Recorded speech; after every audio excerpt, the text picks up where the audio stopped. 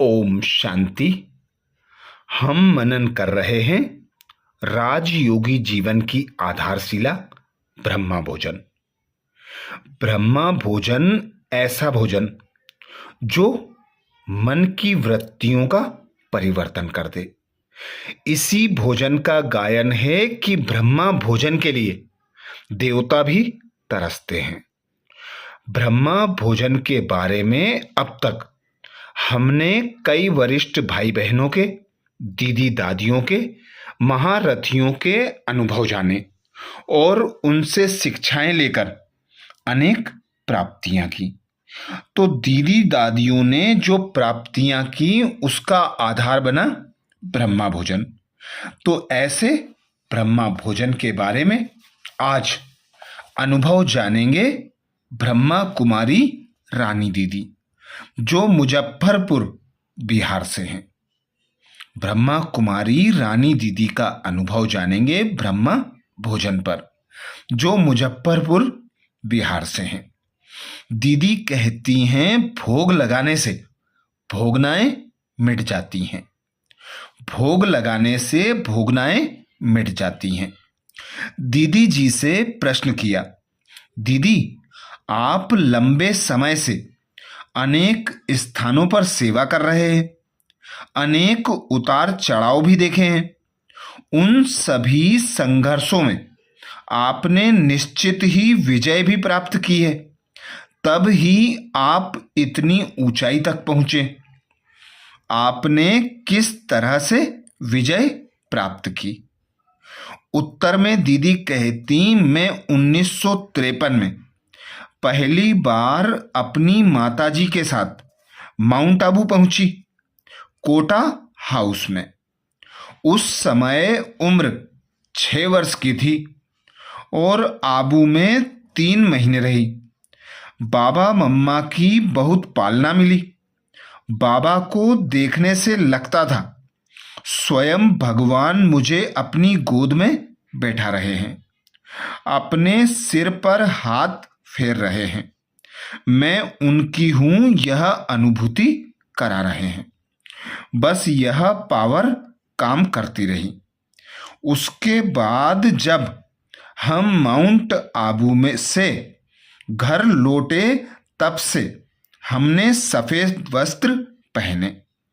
दीदी कहती, उसके बाद जब हम माउंट आबू से घर लौटे, तब से हमने सफेद वस्त्र पहने। छोटे थे तब सफेद फ्रॉक पहनी, सफेद सलवार कुर्ता पहना। रंगीन की तरह आकर्षण खत्म हो गया। रंगीन वस्त्रों की तरफ आकर्षण खत्म हो गया। उस समय से एक नशा चढ़ा कि मैं ब्रह्मा कुमारी हूं, मुझे बाबा की हर श्रीमत पालन करना है। मैं 12 वर्ष की उम्र से सेवा केंद्र पर रहने लगी। दादी प्रकाश मणि, दादी चंद्रमणि, जानकी दादी, मनमोहिनी दीदी, ऐसी बड़ी बड़ी दादियों की मुझे बहुत मीठी मीठी पालना मिली। अब मेरी उम्र 74 वर्ष है। मैंने जितनी भी यात्रा तय की हैं, इसमें ईश्वरीय नियम मर्यादाओं को ध्यान में रखते हुए बाबा की हर श्रीमत का पालन करते हुए एक पाठ पढ़ लिया। हाँ जी, मम्मा ने सिखाया। जी बाबा। इस शक्ति ने सारा रास्ता सहज और सरल कर दिया। अगला प्रश्न दीदी जी से, दीदी यज्ञ में बाबा ने पवित्रता के साथ साथ शुद्ध अन्न का बहुत महत्व बताया। शुद्ध अन्न की धारणा कैसे हम अपने जीवन में अपना सकते हैं? दीदी जी से अगला प्रश्न, दीदी यज्ञ में बाबा ने पवित्रता के साथ साथ शुद्ध अन्न का भी बहुत महत्व बताया है। शुद्ध अन्न की धारणा कैसे हम अपने जीवन में अपना सकते हैं? उत्तर में दीदी कहती, बाबा ने बताया है आसक्ति से बना हुआ भोजन खाने से उसमें अपनी रुचि जुड़ जाती है। हमने जब भी कुछ व्यंजन बनाया, बाबा के लिए बनाया, बाबा की पसंद का बनाया, बाबा को भोग लगाया और वो भोजन हमने खाया जिससे मन शांत, शुद्ध और शीतल हो गया।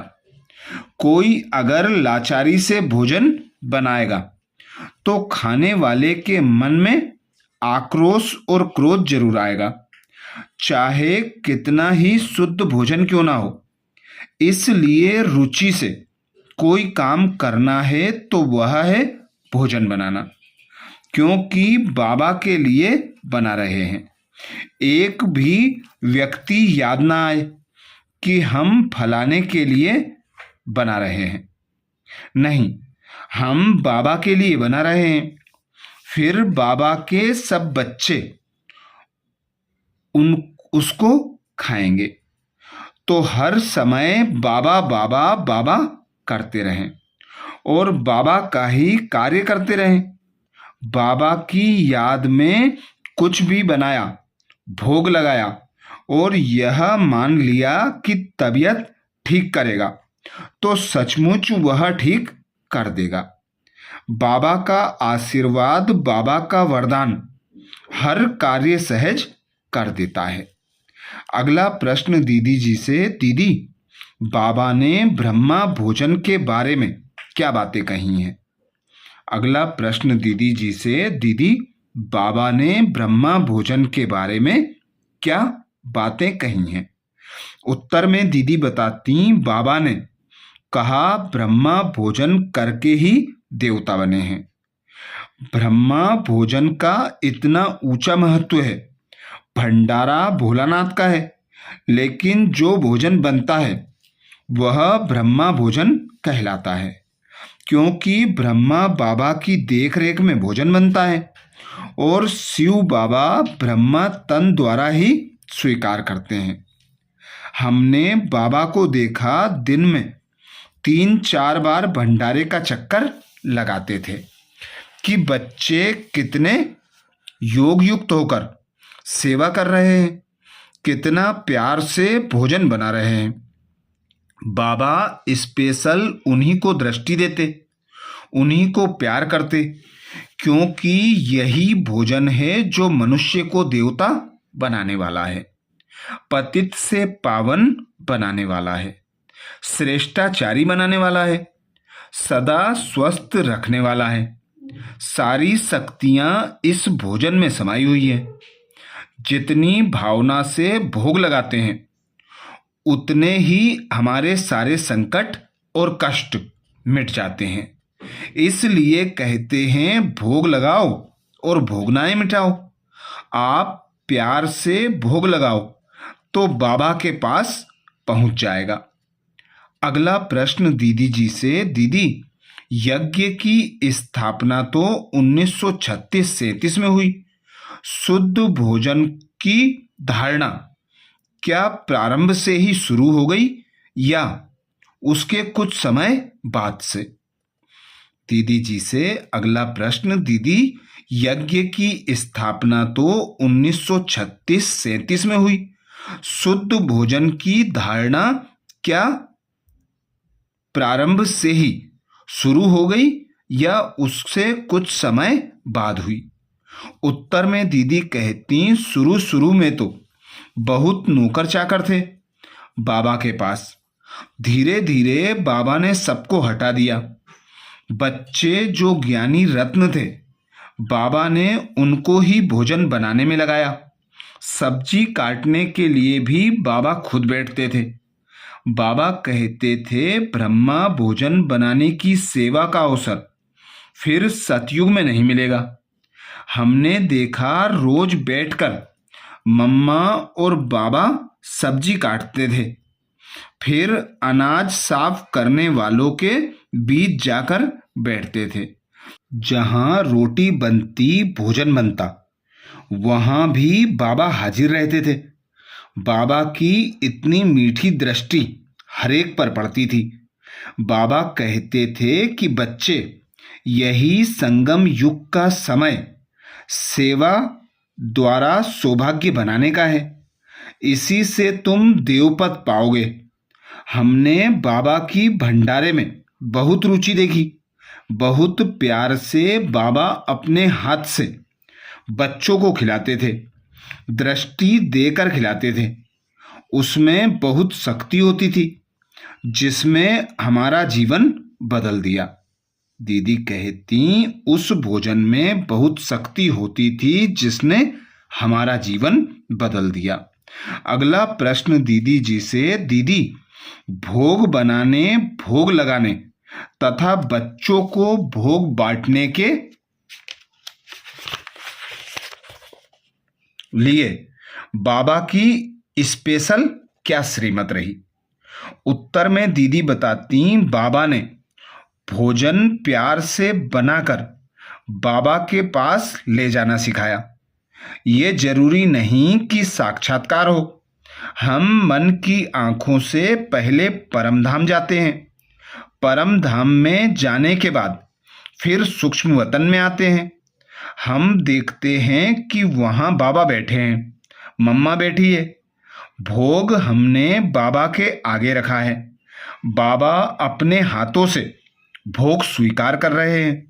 सब बच्चों के लिए बहुत बहुत शक्ति उस भोजन में भर रहे हैं ताकि बच्चे स्वस्थ भी रहें और पावन भी बने, श्रेष्ठाचारी भी रहें, योग युक्त भी रहें और देवीय गुण संपन्न भी रहें। ये सारी शक्तियां बाबा भोजन में भर देते थे। वह भोग सबको मिलता है। बाबा के समर्पित बच्चे नाश्ते का भी भोग लगाते हैं, दोपहर भोजन का भी भोग लगाते हैं और रात्रि भोजन का भी भोग लगाते हैं। उन्हें बाबा का भोग लगाया हुआ भोजन प्रतिदिन प्राप्त करने का सौभाग्य प्राप्त होता है। अगला प्रश्न दीदी जी से, दीदी भोग लगाने का रहस्य क्या है? अगला प्रश्न दीदी से, दीदी जी भोग लगाने का रहस्य क्या है? उत्तर में दीदी कहती, भोग लगाने का रहस्य है प्रभु अर्पण करना। हमने जो कुछ बनाया है हमने बाबा के लिए बनाया है। कोई भी बाप अकेला नहीं खाएगा, अपने बच्चों को खिलाकर खाएगा। इस तरह से हम जो कुछ बनाते हैं उसमें बाबा को अर्पित करने का श्रेष्ठ भाव हो जो भोग के अंदर भरा हुआ है। हम एक चीज नहीं, सब कुछ उनको अर्पण करते हैं। तन भी तेरा, मन भी तेरा, धन भी तेरा, सब कुछ तेरा। हम कहते हैं तेरा तेरा करोगे तो तेरते रहोगे, मेरा मेरा कहोगे तो मेले हो जाओगे। अगला प्रश्न दीदी से, दीदी ब्रह्मा भोजन और पवित्रता का आपस में क्या कनेक्शन है? अगर हम पवित्रता को अपनाते हैं तो उससे क्या फायदे हैं? उत्तर में दीदी कहती, पवित्रता का अर्थ बाबा ने बताया है, किसी को भी दैहिक दृष्टि से ना देखें, हर एक को आत्मिक दृष्टि से देखें और ये भी देखें कि यह आत्मा है, ये परम धाम, ये परम पिता परमात्मा की संतान है। हम सबका रिश्ता आपस में भाई भाई का है। इससे काम, क्रोध, लोभ, मोह, अहंकार सबसे मुक्ति मिल जाती है। इतनी शुद्ध दृष्टि, वृत्ति और पवित्र भावना से बाबा के लिए ब्रह्मा भोजन बनाकर बाबा को अर्पण करते हैं और वह स्वीकार करते हैं तो हमने देखा है उस भोजन में बहुत शक्ति होती है जो हमें एकदम पवित्र, निरोगी, मीठा बनाती हैं।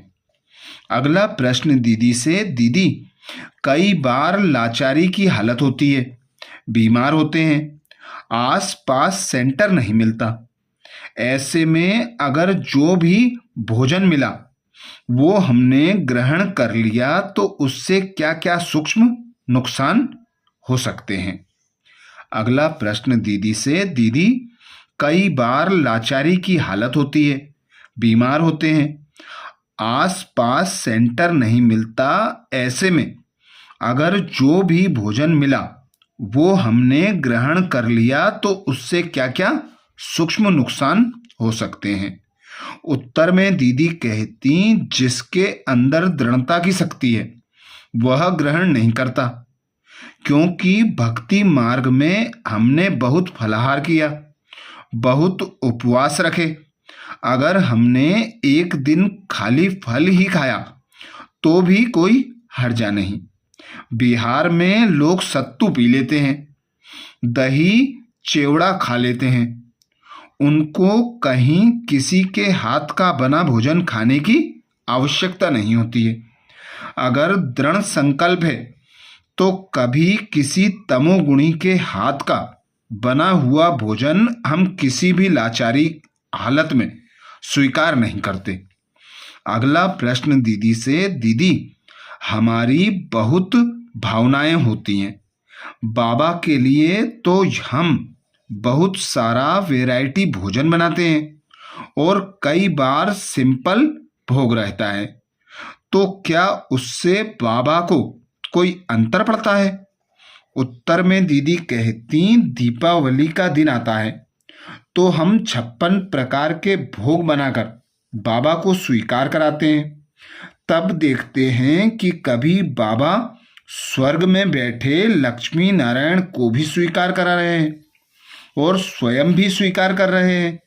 ये सारे सुंदर दृश्य हमने उसी दिन दिखाई देते हैं जिस दिन हम प्यार से 56 प्रकार का भोग बनाते हैं। पूरी स्टेज 56 प्रकार के भोग से 56 थालियां कटोरियां में सजा देते हैं। तो ये भी एक सुहेज है, माना एक विशेष उत्सव है, प्यार है बाबा के प्रति।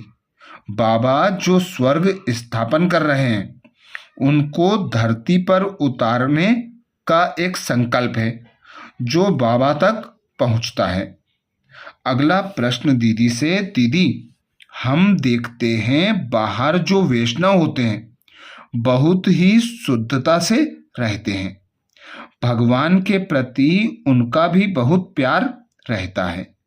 मुंह पर कपड़ा बांधकर, नहाकर, चप्पल निकालकर बहुत शुद्धता से भोग बनाते हैं और भगवान को लगाते हैं। उसके बावजूद भी ब्रह्मा भोजन ही ज्यादा वैल्यूबल माना जाता है। ऐसा क्यों? उत्तर में दीदी कहते, बाबा ने 2 चीजें बताई हैं, एक स्वच्छता, दूसरी पवित्रता।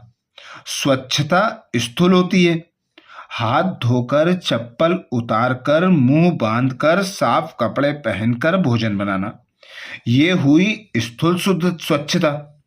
पवित्रता मानसिक होती है, इसमें दैहिक दृष्टि या कोई दैहिक आकर्षण नहीं, खाने पीने का भी नहीं, पहनने का भी नहीं। पवित्रता यानी 5 विकारों से मुक्त स्थिति, जो सर्वोत्तम है, जो सर्वोच्च स्थिति है। जहां पवित्रता है वहां सुख और शांति है। अगर पवित्रता में कमी है तो स्वच्छता में कमी तो रहेगी ही। केवल स्वच्छता से हमारा काम नहीं चलेगा। पवित्रता पहले, फिर स्वच्छता और साथ साथ प्रभु प्रेम भी। इसलिए ब्रह्मा भोजन ज्यादा वैल्यूबल है। अगला प्रश्न दीदी जी से, दीदी आजकल कई बीके भाई बहनों ने भी अपनी फैक्ट्रियां खोल ली हैं और वहां से मसाले, बिस्किट आदि आते हैं। क्या बाबा की ऐसी श्रीमत है जो बिस्किट आदि स्वीकार कर सकें? उत्तर में दीदी कहती, इनको बनाने वाले सभी कारीगर बाबा को याद करने वाले नहीं होते। इसलिए हमारा एक ही संकल्प है कि हमें यह सब स्वीकार नहीं करना है। इसलिए यज्ञ का बना बिस्किट तो हम ले लेते हैं, लेकिन किसी कंपनी से आया हुआ हम स्वीकार नहीं करते। अगला प्रश्न दीदी से, दीदी क्या ब्रह्मा भोजन खाकर किसी की जिंदगी या संस्कार परिवर्तन हुए हैं? ऐसा कोई अनुभव बताएं। अगला प्रश्न दीदी जी से, दीदी क्या ब्रह्मा भोजन खाकर किसी की जिंदगी या संस्कार परिवर्तन हुए हैं? ऐसा कोई अनुभव बताएं। उत्तर में दीदी कहती, हमारे पास क्लास में एक माताजी आती थी। उनका बेटा रोज बहुत क्रोध और घर में झगड़ा करता था।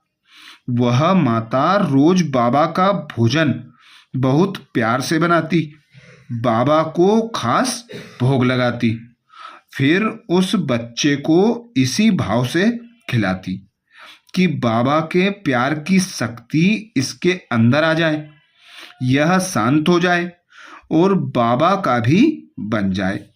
लेकिन 15 दिन के अंदर बेटे ने अनुभव किया कि उसके अंदर का क्रोध मिट गया।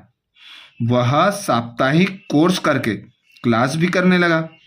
हमारी संकल्प शक्ति पानी में, भोजन में जाती है, इसलिए प्रसाद बांटने का रिवाज है। प्रभु अर्पण किया हुआ प्रसाद हम बांटते हैं तो थोड़ा थोड़ा भी लोग खाना चाहते हैं, ताकि वह प्रसाद मन को शक्ति दे और विचारों को श्रेष्ठता दे। तो ये था ब्रह्मा कुमारी रानी दीदी, जो बिहार मुजफ्फरपुर से। दीदी जी का हमने ब्रह्मा भोजन पर अनुभव जाना। दीदी ने विशेष बात कही, भोग लगाने से भोगनाएं मिट जाती हैं। तो ये था ब्रह्मा कुमारी रानी दीदी मुजफ्फरपुर बिहार से अनुभव। और वरिष्ठ भाई बहनों के, दीदी दादियों के अनुभव सुनने के लिए बाबा के चैनल को सब्सक्राइब करें। अच्छा, ओम शांति।